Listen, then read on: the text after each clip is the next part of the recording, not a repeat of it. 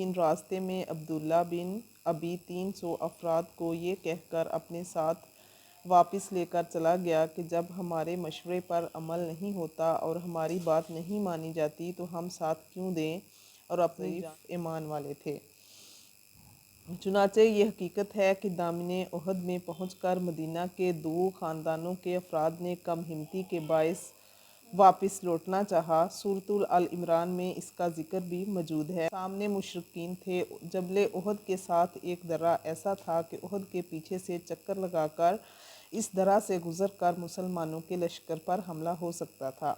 نبی صلی اللہ علیہ وسلم نے اسی اندیشے کے پیش نظر کہ کہیں ادھر سے حملہ نہ ہو جائے اور کہیں ہماری پیٹھ میں خنجر کھونپنے جانے کا معاملہ نہ ہو جائے، اس درہ پر 50 تیر اندازوں کو حضرت عبداللہ بن جبیر کی سرگردگی میں تعینات فرمایا۔ اعوذ باللہ من الشیطان الرجیم، بسم اللہ الرحمن الرحیم۔ رب اشرح لی صدری ویسر لی امری واحلل عقدۃ من لسانی یفقہوا قولی۔ السلام علیکم ورحمۃ اللہ وبرکاتہ۔ وہ غزوہ احد ہے، اسی کے بارے میں پڑھتے ہیں۔ آج ہمارا ٹاپک جو ہے احد کی جانب کوچ اور منافقین کا طرز عمل۔ نبی صلی اللہ علیہ وسلم نے 1000 کی نفری لے کر مدینہ سے جبل احد کی جانب کوچ فرمایا، لیکن راستے میں عبداللہ بن ابی 300 افراد کو یہ کہہ کر اپنے ساتھ واپس لے کر چلا گیا کہ جب ہمارے مشورے پر عمل نہیں ہوتا اور ہماری بات نہیں مانی جاتی تو ہم ساتھ کیوں دیں اور اپنی جان جوکھوں میں کیوں ڈالیں۔ اب آپ اندازہ کیجئے کہ مدنی دور کے قریباً 2.5 سال کے اندر اندر جنگ کے قابل مسلمانوں کی کل نفری کا لگ بھگ 1/3 حصہ منافقین پر مشتمل ہو چکا تھا۔ معاملے کی نزاکت کا اندازہ کیجئے کہ جو 300 واپس چلے گئے، ان کے منافق ہونے میں تو کوئی شک شبہ نہیں ہو سکتا۔ یہ جو 700 افراد باقی رہ گئے تھے، ان میں کمزور اور ضعیف ایمان والے تھے۔ چنانچہ یہ حقیقت ہے کہ دامن احد میں پہنچ کر مدینہ کے 2 خاندانوں کے افراد نے کم ہمتی کے باعث واپس لوٹنا چاہا۔ سورۃ آل عمران میں اس کا ذکر بھی موجود ہے۔ ترجمہ ہے: یاد کرو جب تم میں سے 2 گروہ ڈھیلے پڑ گئے تھے، کمزوری دکھانے والے تھے، حالانکہ اللہ ان کا مددگار تھا اور ان کا پشت پناہ تھا۔ اس نے ان کو سنبھال لیا اور وہ میدان میں ڈٹے رہے۔ چنانچہ یہ دونوں گروہ بعد میں کہا کرتے تھے کہ اللہ تعالیٰ نے ہم کو منکم قرار دے دیا ہے، یعنی امت محمدیہ میں شامل قرار دے دیا ہے، اور اپنی ذات سبحانہ کو ہمارا ولی، دوست اور پشت پناہ فرمایا ہے۔ البتہ اس سے یہ معلوم ہوا کہ ان 2 گروہوں میں کمزوری پیدا ہوئی تھی اور ان کی ہمت جواب دینے لگی تھی، لیکن وہ تھے بہرحال اصحاب ایمان۔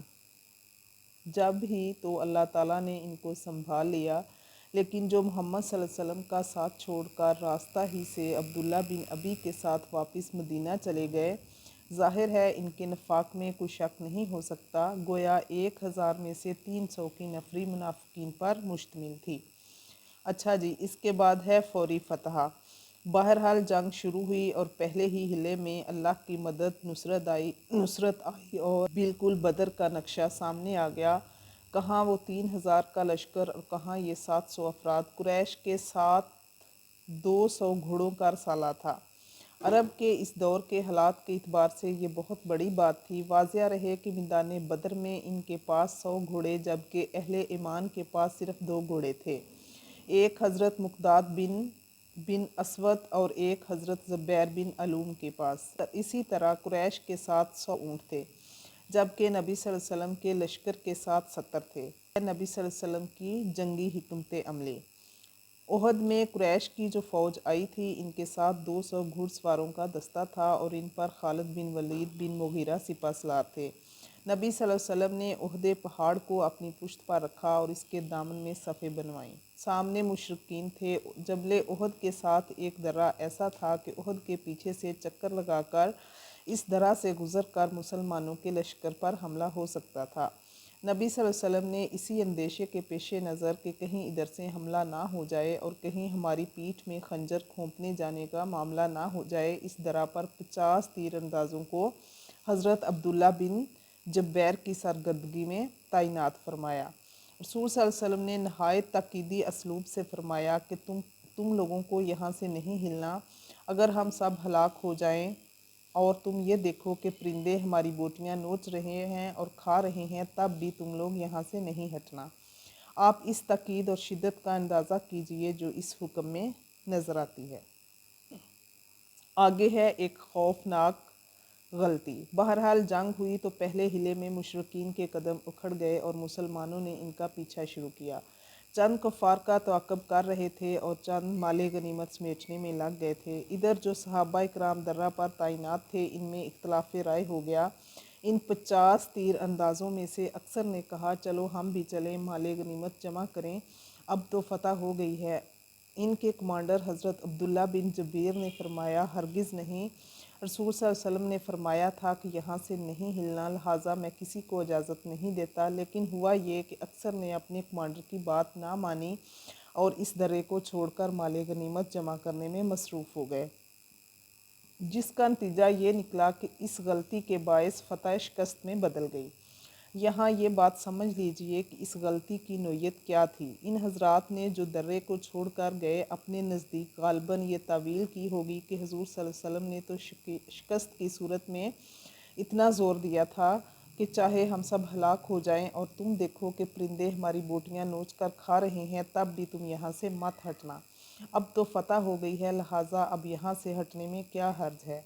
दर्रा में मुतअय्यन सब के सब मोमिनीन सादिकीन थे।